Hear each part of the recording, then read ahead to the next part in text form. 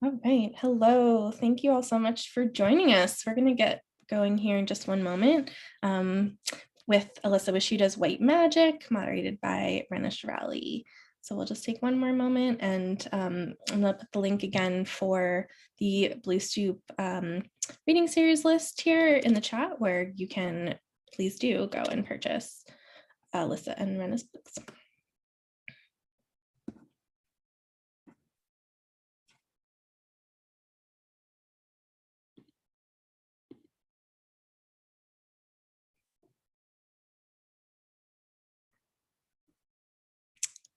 Okay, so I'm Emma Eisenberg. I'm the director, one of the co-directors actually, of Blue Stoop. We are a home for writers here in Philadelphia. We offer rigorous craft classes in the crafts of fiction, nonfiction, and poetry. We also curate an event series, like many of the events we have coming up, and also the one you're here for tonight. And we also just create pathways to opportunity and to connection here in Philadelphia between writers and readers. So just a couple things coming up here down the line. Every Wednesday from 4 to 5, we have a free activity designed to sort of plug folks back into their writer brains. These are free and open to the public, open to folks all over, not just in Philly, although we welcome absolutely our Philly community. So this Wednesday, we have the authors of They Carried Us, a really excellent book that crosses scholarship and reflections about Black liberation here in Philadelphia. Next Wednesday, we also have Mastering the Art of the Sentence with Nathan Allen Long, great writer who's taught for us before. And then our next event coming up is Kevin Brockheimer with Carmen Maria Machado. So that will be happening Wednesday, May 26th, so a week from tomorrow, following Kevin Brockheimer's new book, which is spooky, fabulous, funny, strange, and then the vocal stylings and wonderful brain of Carmen to interview him as well. So check us out on bluestoop.org or subscribe to our newsletter for lots more updates and events and things like that. But welcome to our program for tonight, Elissa Washuta's White Magic with Raena Shirali. So we're so pleased to have with us Elissa and Raena. I'm just going to introduce them, and then they'll join us and have a conversation, and I will recede into the background, and then we'll have some Q&A at the end. So please feel free to put your questions in that little Q&A tab at the bottom of the screen. So our moderator tonight is Raena Shirali, a local wonderful writer, pal. She is the author of Guilt from Yes Yes Books in 2017, which won the 2018 Milt Kessler Poetry Book Award. She's also won a Pushcart Prize. She's a former Philip Roth resident at Bucknell.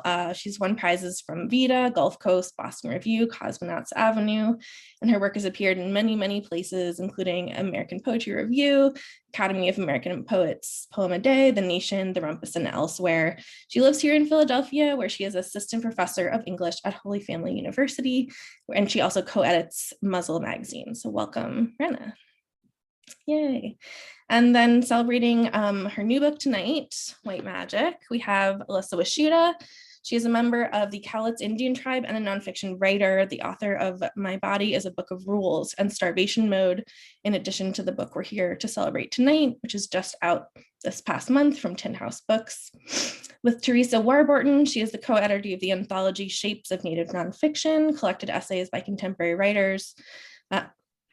Very, very well accoladed writer. She has received fellowships and awards from the National Endowment for the Arts, No Big Deal, Creative Capital, Artist Trust for Culture, and Potlatch Fund. She is an assistant professor of creative writing at Ohio State.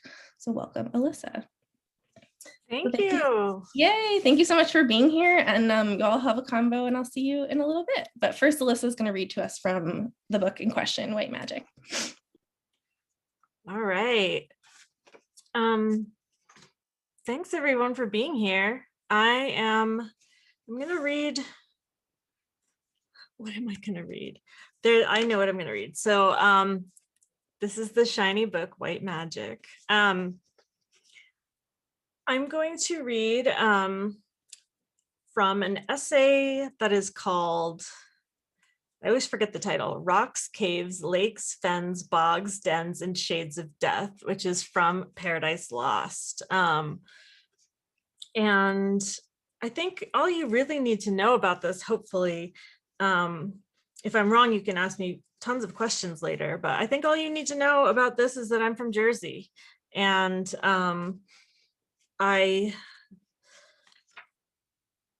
yeah, that's all I've got. Lakes. When retreating glaciers dragged their bodies across the land, melt collected in low points. My brother Nate and I hauled inner tubes down the street to Mountain Lake every summer, remaining basement bound the few days each year when posted signs warned us about weed killing herbicide treatments. I wasn't worried about toxins. I was worried about snakes. I imagined they were 8 feet long, wrist thick and black. Grandma Kate had told me Horse Thief Lake, connected to the Columbia River, was full of snakes. Mountain Lake was not, but I believed my feet would hit a fanged mouth instead of the patches of clay I shaped into poison bowls. Some lakes near home. Mountain Lake, once a summer resort, which seemed impossible because why would anyone want to relax anywhere but the mall? Lake Just It, which Dad said got its name because it was just it, which made no sense because it didn't even have a dock to jump off.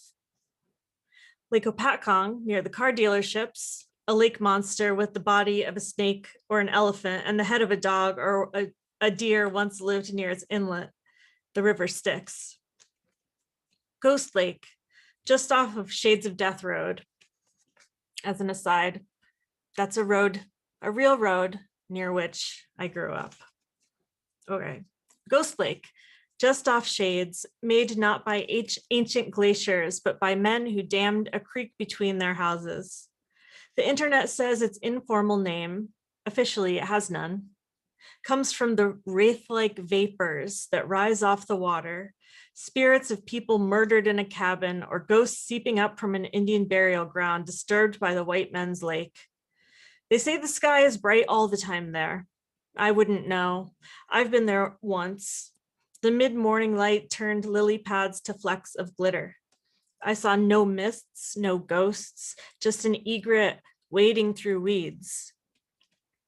Sand Pond, not really a lake, hardly known by its map label, secreted in a purse of private forest owned by a Boy Scout camp, called by a fake name, and known by millions of people who couldn't locate Warren County on a map. Most people know Sand Pond as Crystal Lake, a place where teens died on film for the world, whose watching eyes changed our place forever. But I didn't know that when I lived there. As far as I knew, our place was secret, and so it was safe. Fens. Shades of Death runs along the sod fields, a massive expanse of hyper-lush lawn where a marshy lake was drained in the 1880s after a deadly malaria outbreak. The sod farms, neon green long after trees have given up their leaves, supply rolls of Kentucky bluegrass for faraway dirt plots. A peat company concocts clay mound mixes used by more than 100 pro baseball teams. The owner doesn't list the Shades of Death address on the website. Across the fields from Shades down Hope Road, you'll find the unincorporated community of Great Meadows, home to a general store, the Polish church I went to for 18 years, the Ukrainian church, the tactical supply store, the strip club that was called Cannonballs for ages, but is now named Stage Dolls. I assume the old name is a double entendre. It's less obviously apparent meaning inspired by the Revolutionary War ammunition shaped from the hill's iron. Some nights near Cannonballs in the fields, lights shoot across the horizon. Not ghosts, not specters, just cars racing at the dragway, open to anyone with cash, a vehicle, and a license. When I lived in New Jersey, I didn't understand what the strip club and dragway were for, lighting up the limbic system when the days fail to keep life in the living.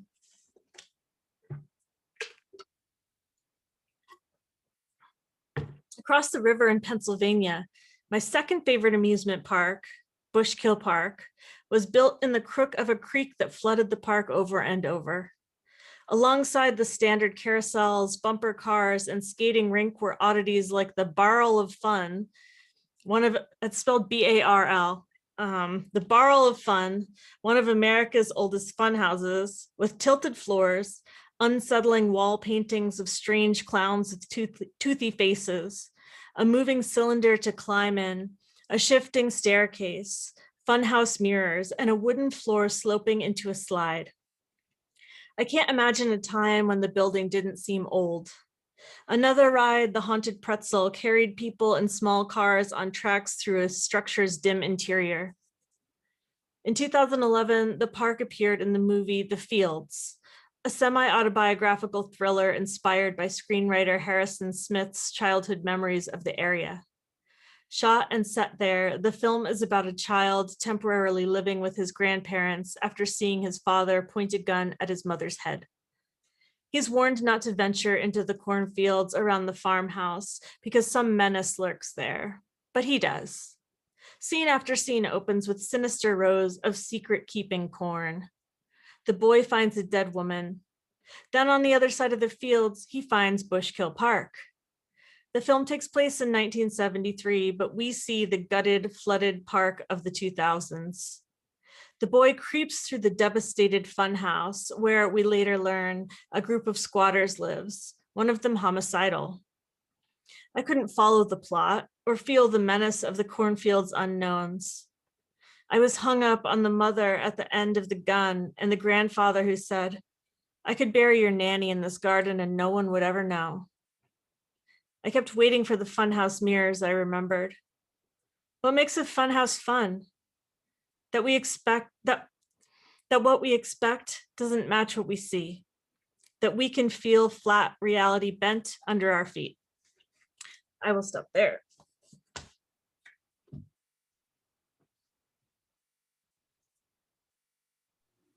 Thank you so much, Elissa. That was lovely. I think we're all like grinning ear to ear with the local content as well, on top of what a joy it is to hear you read. If you have been to Bushkill Park, I've never been. That's what I was about to say. Yeah. I feel I'm missing out on something here. I want actually like people's stories of Bushkill Park to be part of this event. I'm very curious. There's so much out there. There's so much out there about Bushkill Park and people's stories of it. I could have written 100 pages about Bushkill Park. I got very deep into a rabbit hole researching that one.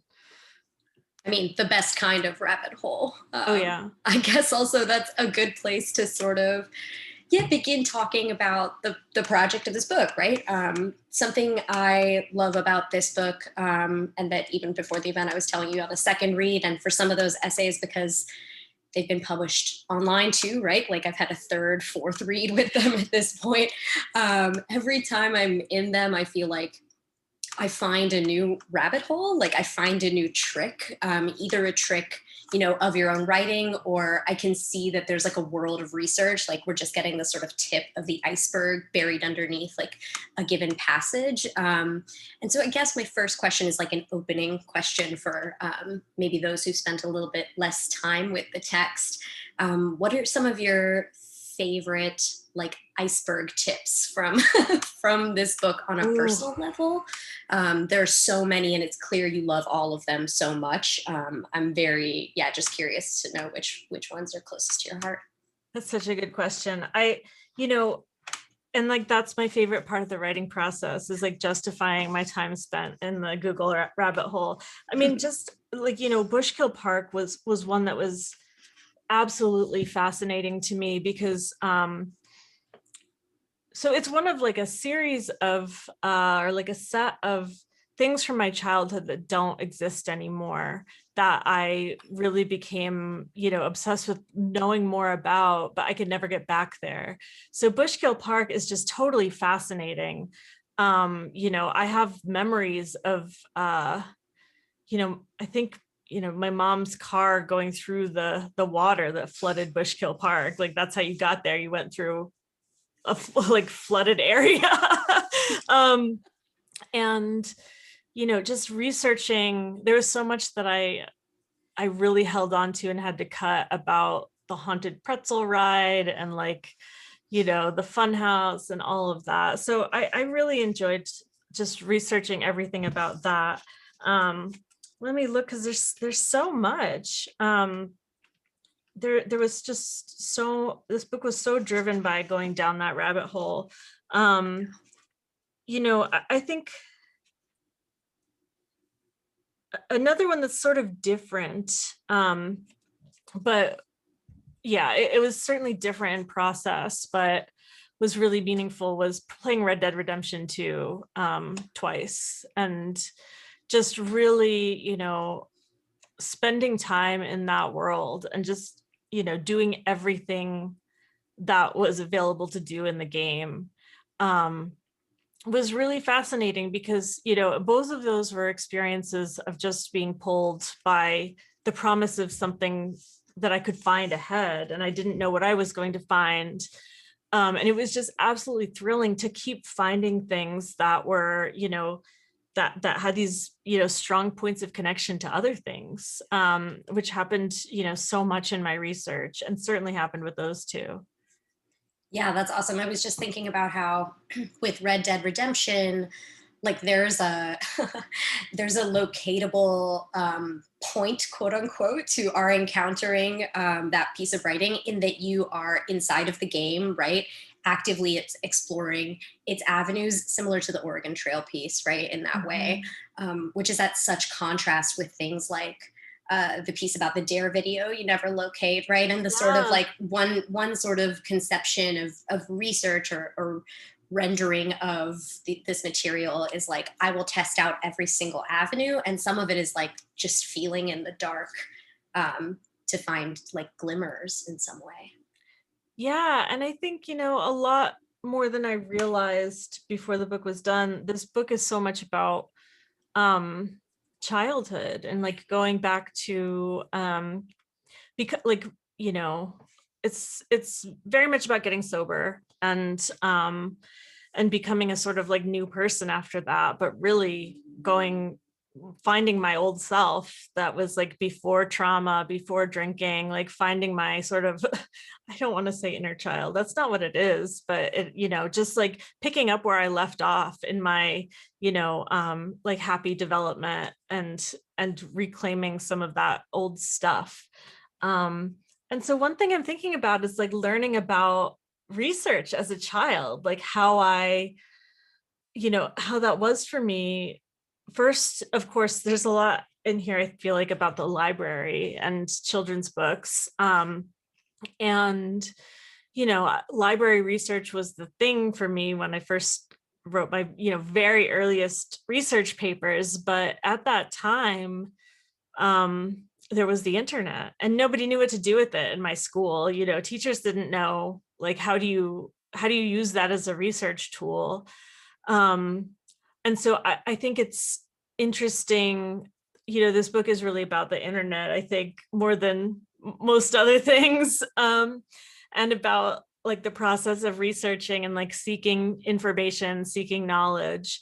And, you know, I think like the internet and I grew up together, and the idea of primary and secondary sources, of course, is something you learn, you know, when you're young, not elementary school, probably middle school writing, I don't know.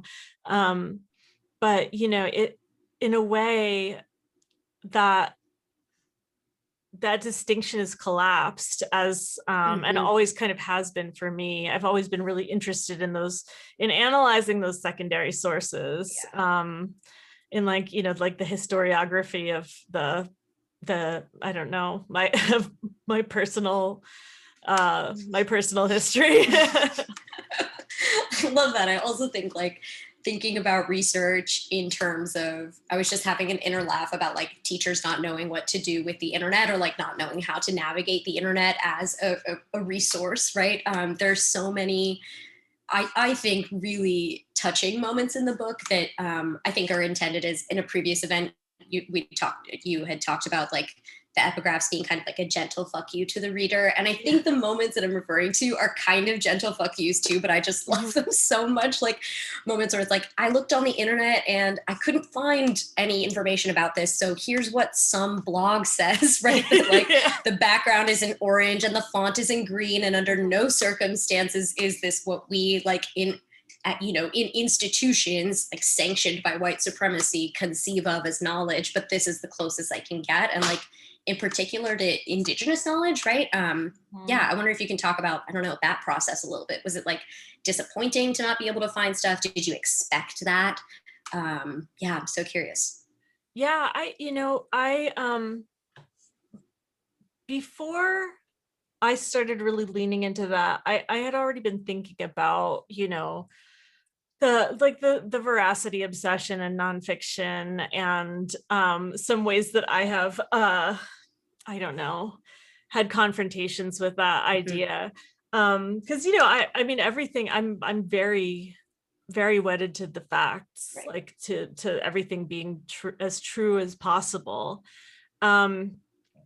But what's a verifiable fact? Or like the verification process, or like the recording process, of course, is so different. Like in Coast Salish societies, we do have a storytelling culture, and there is a lot of knowledge about family history in particular that is, the source material is really conflicting, and oral sources are really conflicting. What we know about our ancestors is just, there's no definitive version. And that's just how it is. It's not really fact checkable. And I mean, some things. So I mean, that was already on my mind, and my responsibility within that felt like a big job. Yeah. Making part of the recorded, the record on that was a daunting task. But I was also, thinking about like the part that you're talking about with like where I, reached the end of my research on the internet, that like, I remember when I started doing that in the book, I was in Ohio. It was snowing, and I think it was like icy. It was snowing. It was not a time I wanted to go to campus. And I was researching something or other, and I knew, like, I think it was like a Twain thing. And, where I finally got in my research via the internet was like, the thing I needed to find was in some book, and the library had it, but I did not have any interest in going up there. Yep. And I thought, why does this even matter? Why would I spend, this is why this book took me 8 years. It's like, because it's excruciating to get all those facts, and to like make sure they're right, and to make sure I understand something that's in a different discipline, and like, or like whatever. Just doing the research is incredibly time consuming. And I finally thought, like, why? Like, this is not meant to be an informative text. It is like an encyclopedia of my heart. It's not like, this doesn't really matter. It doesn't matter like what the actual fact is here. What matters is my interest in it, and my curiosity about it, and where it gets me to the next, like, how I take the next leap. And so I just decided to really embrace that, because I was thinking about already at that point, about like just the idea of the truth and reality, and how, this book was so much about the shakiness of reality, and the idea of like searching for the truth, and searching for what's real. And I got into that more fully later in the book, when it's absolutely fascinating to look up quotes that are attributed to people. They're like, the famous quotes are hardly ever real, it seems like. They're completely bonkers to look through. I have a hobby of doing that as well. Amazing. It is amazing. I'm loving that we're talking about like fact versus reality. I don't love setting up a binary, but I think that that's something you grapple with a lot in the book, right? Fact versus reality. It comes up at the end of the piece you just read too, right? Reality bending under your feet. I'm wondering if I might take like a sharp turn. I'm going to sharp turn into Stevie Nicks a little bit. Just it seems like there's never a bad time. Never a I feel bad like time. I also promised Twitter, and you know how Twitter can be upset if we I don't feel keep like up I our haven't talked enough about promises. Stevie on this book tour. Yeah. There's no such thing. No such thing as too much Stevie. But I do think like there's several passages in the book where you're discussing the performances of the song Silver Springs, right, sung by Stevie Nicks, and the sort of tension between she and Lindsey Buckingham on stage, right? And I've been thinking a lot in rereading this book too about like where the line is between performativity and the spiritual, or like the ritualistic, or you know, the transcendent. In some, I think all those words are fine to toss in. Like you have this really beautiful way of writing about that performance that is in and of itself like incantatory, right? There's that section where you repeat never get away, and then another line, right, never get away, her eyes are ritual blades, right?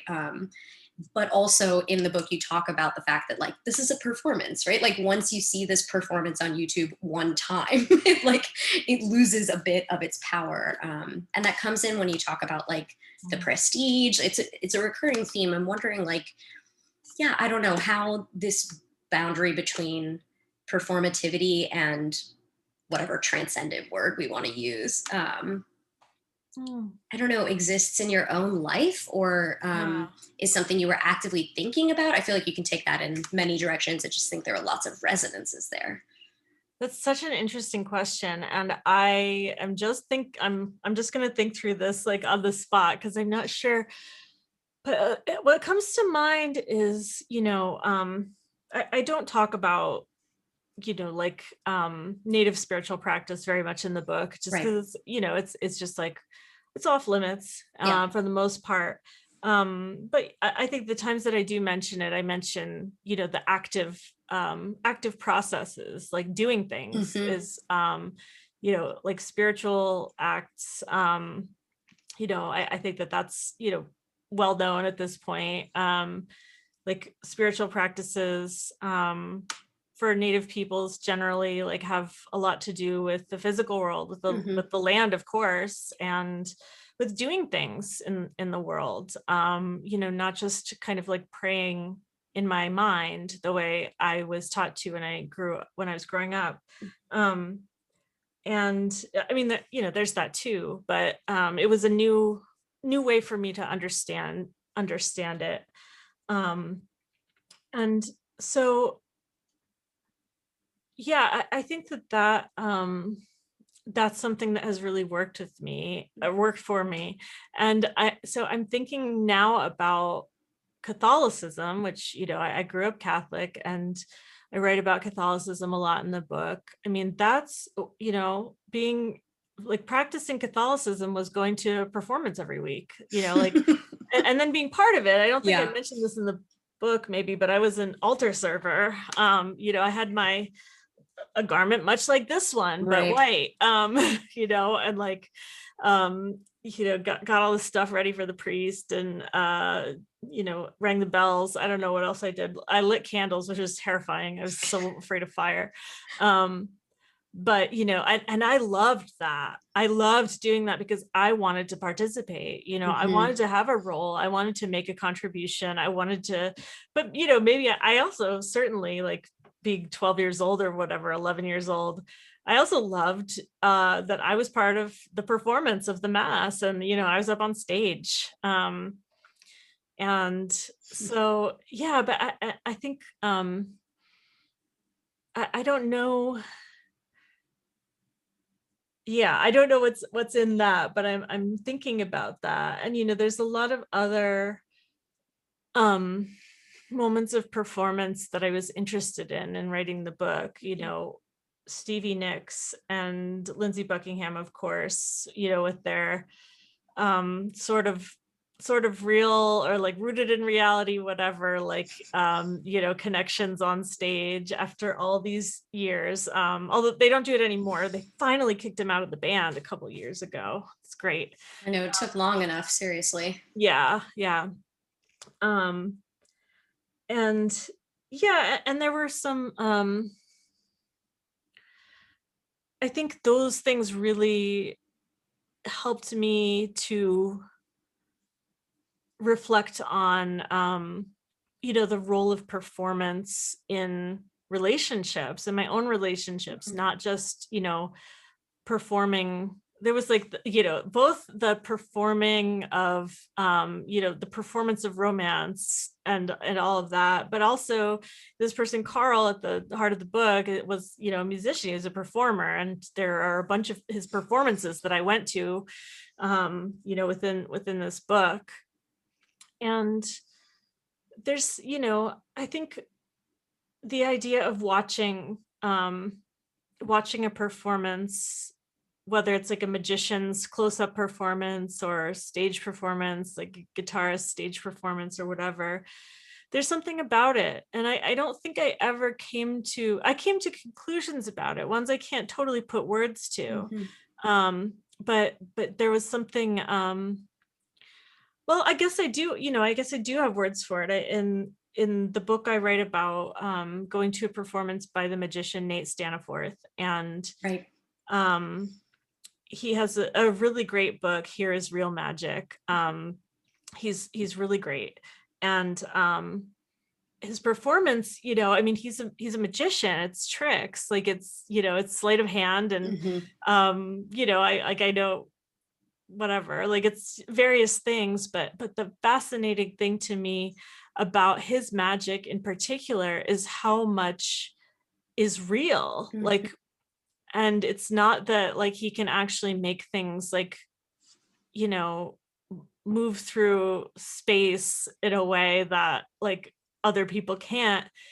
It's that he's, you know, he's tapping into the real magic of just looking someone in the eyes and, like, you know, feeling a connection with a stranger. Like, that's pretty magical, to actually feel like I connected with a human being that day. You know, that super lonely day, to just meet this stranger and be part of his magic trick, and, you know, look into his eyes and, like, you know, feel like he was a friend. That's really magical. That's kind of unexplainable, I think. Yeah, it's like a kind of conjuring. Yeah. And Wow. so I think it's like, you know, it just like Stevie and Lindsay, it can be fake, but it can also be real. I don't think those two things are completely, I mean, they're in opposition, but I think that they can share the same space. Yeah. Yeah. I love that. That's beautifully said. It made me think about also there's a quote somewhere. I wrote down all the quotes about witches. No one should be surprised by that. Where you write a witch brings, what is it, like, change the world to the seen world using unseen forces. And, like, I'm thinking about that this sort of discussion about magic, it's almost the reverse of that, but a magician sort of, like, brings scene change to the world using scene forces. Like, there are things you could, quote unquote, could see, but the whole idea is you don't want to, right? I also love that throughout the book, there's a real, like, ars poetica component, right, to the writing, where you're very sort of self-consciously playing with the idea of the writing itself as a performance that the audience or the reader doesn't want to see the trick behind, right? And I think that's something really beautiful and wonderful about this book. There's so much that's beautiful and wonderful about it, but I think the more I spend time with it, the more I have this feeling of, like, right, writing is art, right? Like, it's not just a mechanics that you can learn and plug in, and, like, that will be how you succeed at craft. Yeah, and I'm wondering if you can talk, I don't know, a little bit more about that. I know you talked about it in other events, but for me, it was really meaningful to hear you speak about like, the art of writing in that way. Yeah, I'm sure these folks would love to hear that too. Something that, like, is new that's coming to mind as you're talking about that is, like, I was commenting throughout on narrative, on the nature of narrative. For those people who haven't read it, it's a book that's like, it's got, it announces its own narrative arc and kind of like points at places where, narrative is working in various ways and how I'm shaping the book. Some of that is like, very transparently on the page about my process. Because I wanted to show, leave the blueprint there, and show, some of how the book was assembled.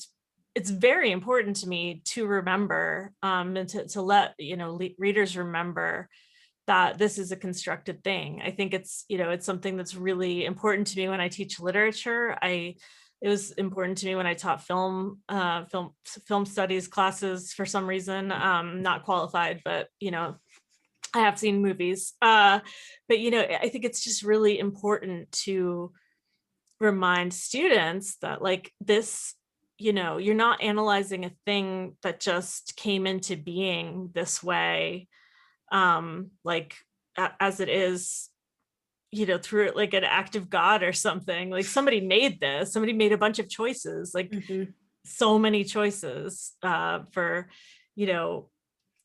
like verb usage and structure, and like every sentence has a bunch of choices in it. So I wanted to remind readers of that like, this is a thing that I made, and it was important to me to make it. What's the other thing that's coming up? In part, I think it was important for me to document that too, for myself, because so much of the writing process, what really made me kind of like turn a corner with the process of writing this book after years of, really struggling to do anything. What really made it start working was that I just kind of let go of control in many ways. I just, I didn't obsess anymore over like what would be at the end of this book process. And it was a gradual process. I was cleaning and I found like a sheet of paper where I had written down all the word counts of like all the essays that I, thought would be part of the book. And, was just doing my little anxiety sketching of what the book was going to be. But I gradually moved away from that, my kind of nervous habits around trying to anticipate the end and make sure that I'm not going to waste my time or like make something that's crappy, like whatever, my anxiety processes are about my work. At some point I just opened myself up to whatever the research would get me to, and like whatever, experiences I was going to have. I mean, some of these experiences in the book, I think I'm pretty transparent about the fact that I orchestrated them for the sake of the book. Tried to extend my relationship with the guy in question at the heart of the, the sort of like surface level struggle of the book. I mean, that's research. It was research. It turned out all right. And I mean, I knew I had conversations with people while it was happening. We all knew that I was just doing this so I would have something to write about in this book. But anyway, like at the same time, I was just opening myself to whatever was going to come, and trying to move by intuition, rather than trying to control. And so I think because of that, I also wanted to get something on the page that spoke to that, like these things in tension, the fact of like, the like mystical process of, just sitting down and being struck by inspiration or whatever. I mean, it's real. That happens to me a lot. That's how I write. I wouldn't get anything done without it. But it also is work, and I did it.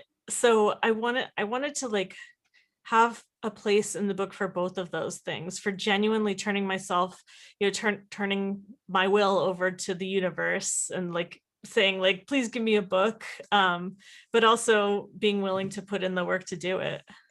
Yeah, I think that's, yeah, such a generous and lovely answer. It's important to be thinking about how like there is so much comment on craft in the book at the same time that the writing of the book, um, yeah, feels like it's coming from a place that is not only fixated on craft. You know what I mean? Yeah, yeah. Okay, I I feel think like we have such a struggle over those things we as writers. do. There's like so many, like, why are we still having conversations about like, is it all inspiration or is it all just like, sitting at the desk every day? It's like, can't it be It both can of be those both. things? Yeah. Like, I don't want to do something that's not inspiring. Like, Yeah.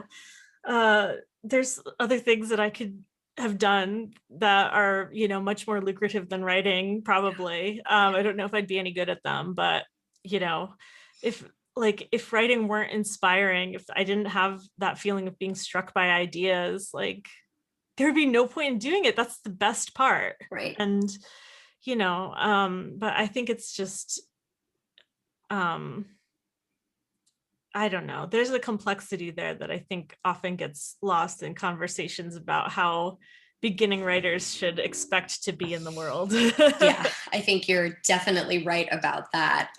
This week I've been reading the Anti-Racist Writing Workshop, and there is some super interesting discourse around that too, right? That like our Ooh. fixation on like prescribing craft or being like, Mhm. here, mimic this craft component, right? Like in and of itself erases like the thing that is the most that draws us to this lifestyle to begin with, Yeah. right? And so like how are we making space for new writers in that sense? Anyway, that's a tangent, but I think you'd enjoy that text if you haven't read it yet. It's on my list. I definitely want to read that. So good. Okay, also I feel like I'm monopolizing time. We have some Q&A questions if you're All okay right. with that. Mm-hmm. All right, so everyone's anonymous. So this anonymous person says, I'm curious about the way being a witch gets brought up in this book. I wish I could identify this way, but I'm not sure if I'm allowed. Oh yeah. Um, I I mean, like this book kind of starts with that same feeling. I um I for so long when I was like a child and was, reading picture books about witches and seeing witches in movies and everything, I wanted to be a witch. I wanted to be in, one of those girls in the craft. I wanted to be part of the coven, but there was stuff on the internet then about witches, but it seemed like I wasn't going to be able to do that without a coven, and like initiation into like this very specific order. And I was like, oh, okay, I learned what Wicca was, and I was like, oh, that's okay, so this is the real thing.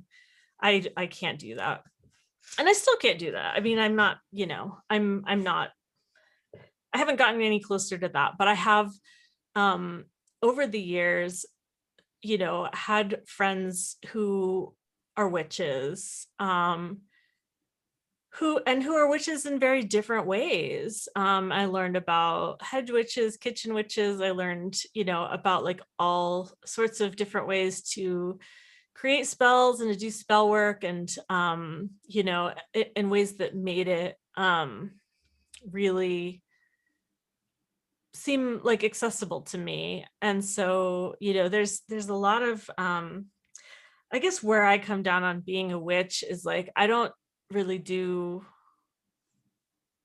cast spells anymore. I don't do a lot of the stuff that I talked about in the book. I'm not, I sometimes I'm getting back into astrology. I'm getting a little bit back into tarot, but I've sort of moved away from that, because, it sounds corny, but like the writing process is what I was looking for, like finally figuring out how to get into that flow that felt like, the power of the universe. That was the magic that I was looking for. So, I don't know whether I'm a witch or not at this point, but, um, for the anonymous attendee, I think there's like the internet is a pretty powerful place to learn about, different ways that people identify themselves as witches. There's a hashtag, and I can't remember what it is now, but there's something going on this month, I think, where witches are posting Instagram photos of objects and tools that are from their region, that are like specific to where they live and that they are able to access. And there's lots of stuff that you can do magic with in your environment around you. So that's kind of where I'm at with that now. Awesome. Thank you for that answer. Let's see. We've got another for you. This anonymous attendee says, I've been curious for a while as an aspiring nonfiction writer. How should I respond if someone asks me why I feel compelled to publish my innermost thoughts and personal stories? I know people who would see it as an unnecessary lack of boundaries, and I disagree, but I don't know how to explain it. Why do we nonfiction, I'm just going to add poetry to that too, writers feel this need to like complete strangers know us so intimately? Okay, I don't know how you should respond, but how I often respond is just like, saying that it's a personal problem of mine that I have to, I have to share these things, or, it's just a thing about me. And it really is, it is just a thing about me that I don't have a lot of, I don't feel a lot of shame about that particular stuff. I mean, I feel tons of shame in my life, but it's mostly about like a random thing I said to somebody 5 years ago at a party. Not, the worst things I've ever had happen to me. I mean, in part because it's not like a lot of this stuff that I write about that is, that most people would keep very private. It's, it's stuff that happened to me that's not my fault. And so I'm not ashamed of it at this point. I've, in part because of writing. But, one thing that when I'm not being glib and dismissive of the idea, one thing that I do think about, and I have talked about before, is the fact that, yeah, in conversations, I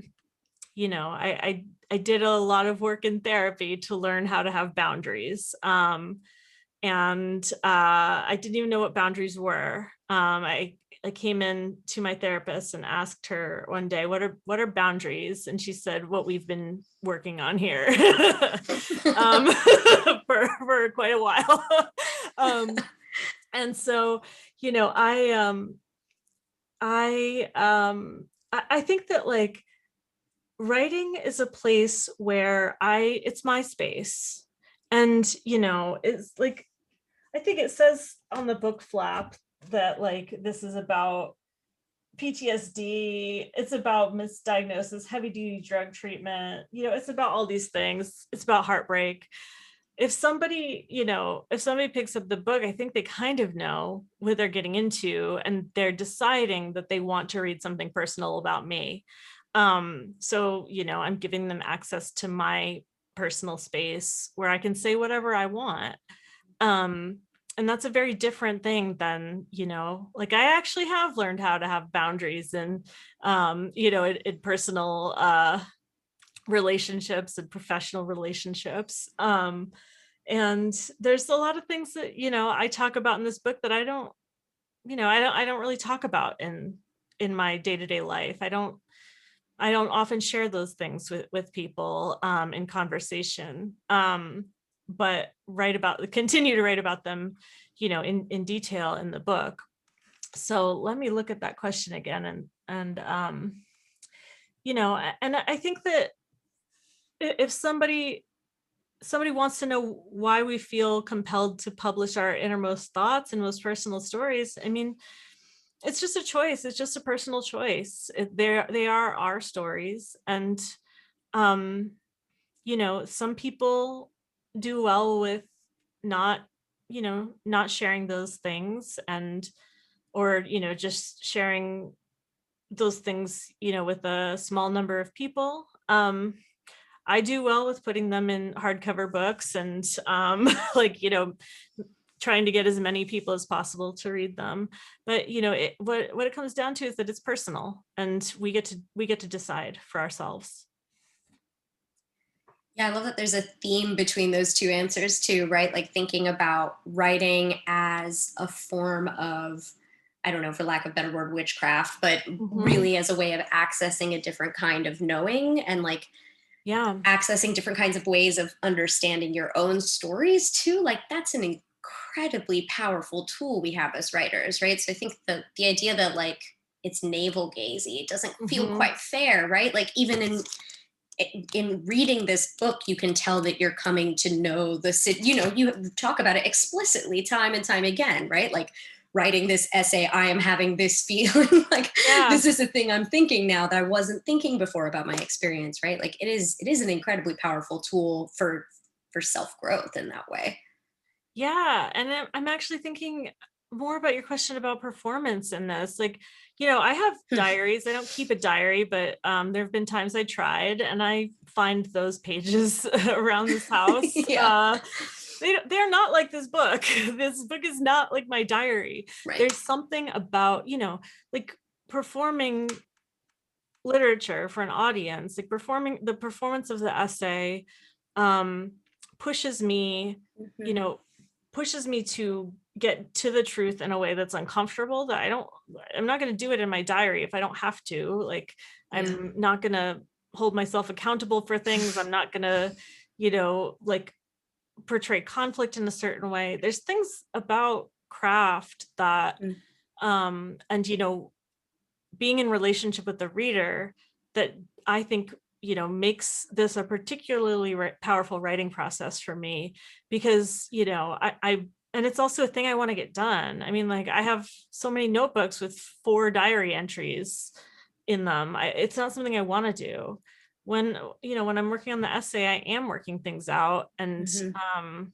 the fact that I will get to be in relationship with a reader at some point through that, or my text will be anyway, you know, I won't, but you know, that there will be a reader on the other side, that there's something at the end of this, that I'm going to deliver something like that, I think pushes me to complete, you know, a long-term work of learning about myself and changing something about my conditions. And it also just makes me accountable to the, you know, the truth, and things that are unpleasant and things I don't want to look at.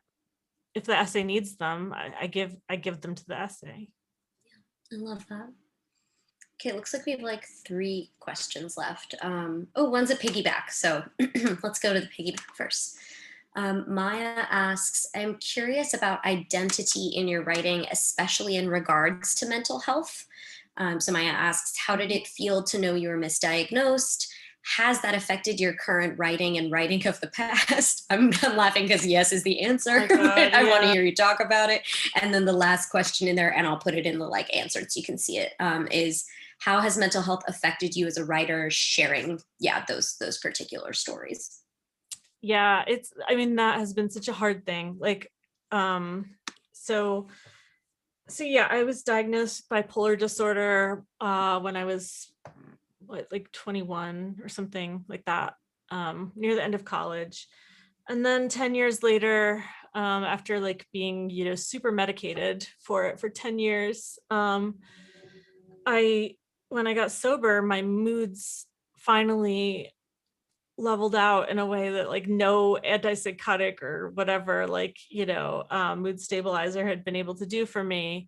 And I thought, maybe I should revisit this, you know, this diagnosis. Went to a new doctor. He said I was never bipolar. And, you know, he was an addiction specialist, and you know, just identified what I already knew, which was that I was a drunk. And luckily, you know, my alcoholism was in remission at that point. I hadn't had a drink in a while. Um, so yeah, but I mean, a question that he asked me was like, how do you feel about this in terms of your identity? Because you have written a whole book about being bipolar. And it's like, Mm. you know, it took me a long time to, you know, that was a big question, one that I hung on to for a long time, because, um, you know, that book is written, that narrative is in place, it's in print, it's forever. but I change every second, you know, Mhm. I'm a new person constantly.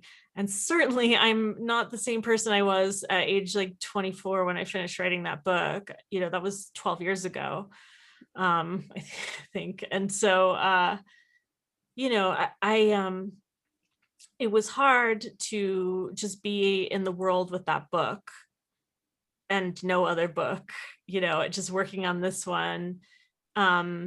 I really didn't want to just talk about it and, you know, Q&As or interviews or whatever. I didn't want to tweet it out. I didn't want to tell anybody until I was able to put it in writing and make my own narrative. Like, and so I didn't, you know, I didn't talk about it for years. And